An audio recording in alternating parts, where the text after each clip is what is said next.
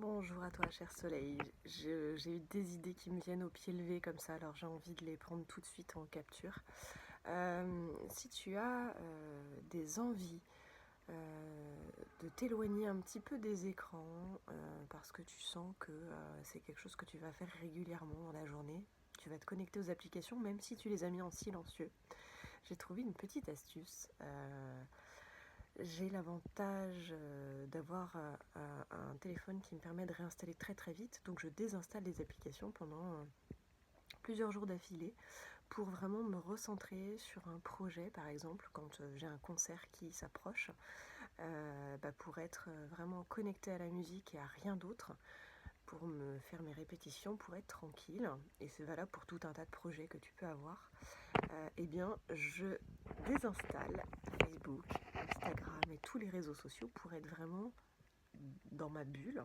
Donc je m'éloigne de tout un tas de divertissements en fait qui pourraient happer mon temps et ou assurer mon attention. Alors déjà, les notifications, ça fait depuis quand même pas mal d'années que je les ai enlevées de mon téléphone, ce qui fait que je ne vais déjà sur les applications que lorsque j'en ai besoin. Mais petit à petit, en fait, à chaque fois qu'on prend le téléphone, on s'en rend pas compte, on a le réflexe d'ouvrir une application ou deux, ce qui fait qu'on n'a jamais plus de temps mort dans notre journée et ce qui fait que ça va empêcher la créativité d'arriver.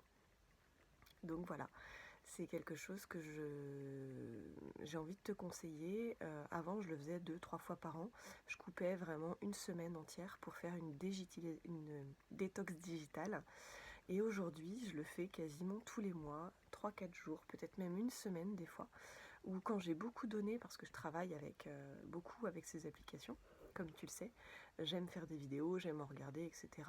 J'aime beaucoup apprendre et me former, donc je suis souvent sur l'écran, et en fait, je me rends compte que ça me fait une surcharge d'informations, une surcharge mentale, ce qui fait que je fatigue, et du coup, j'ai du mal à m'endormir le soir. Donc je prends un livre pour apaiser mon cerveau, mais parfois ça suffit pas parce que j'ai fait trop d'écran dans la journée et mon cerveau il est toujours en suractivité. En fait, je l'entends même très subtilement. J'entends comme si c'était un ordinateur qui travaillait, qui triait tout ce qu'il avait vu dans la journée.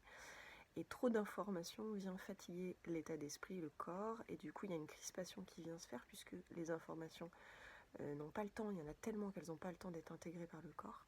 Et du coup, on tombe malade ou on fait une énorme insomnie ou alors on n'est vraiment pas en forme le lendemain. Donc je t'invite à éteindre de temps en temps tes applications, mais à les supprimer réellement de ton téléphone pour ne pas y revenir du tout. Et tu vas voir qu'au début, ça fait peur parce qu'il y a une espèce de vide. Mais si on revient il y a quelques années, on n'avait pas ce genre de choses, donc on savait très bien s'occuper. Et on avait accès peut-être plus facilement à nos états internes et notre système nerveux était beaucoup plus apaisé. Il y a beaucoup de burn-out aujourd'hui et je ne mettrai pas ma main à couper, mais peut-être, pas loin, que c'est une surcharge informationnelle qu'on a au niveau du cerveau. On appelle ça l'infobésité parce qu'on est sur écran à la télé, on est sur écran au cinéma, on est sur écran sur nos téléphones beaucoup plus qu'avant. Et finalement, on met moins le corps en mouvement et du coup, il n'y a pas cette circulation des informations et de l'énergie qu'on avait ou qu'avaient nos grands-parents dans le temps.